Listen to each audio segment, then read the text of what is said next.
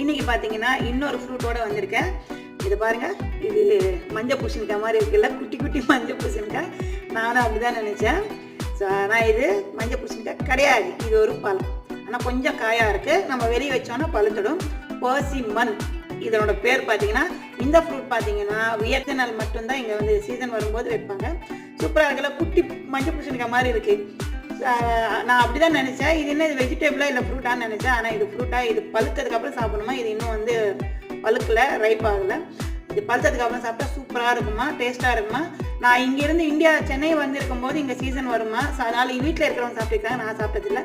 So இன்றைக்கி தான் முதல்ல ட்ரை பண்ணி பார்க்க போகிறேன். பழுத்ததுக்கப்புறம் சாப்பிடலாம். இதனோட ப்ரைஸ் பார்த்தீங்கன்னா ஒரு பழம் €1. இங்கே வந்து வெயிட் கணக்கு கிடையாது. நான் 2 தான் வாங்கிட்டு வந்து வச்சுருக்கேன். இது ரைப் ஆனதுக்கப்புறம் இது எப்படி இருக்குன்னு சாப்பிட்டு பார்க்கணும் போல இருக்குது.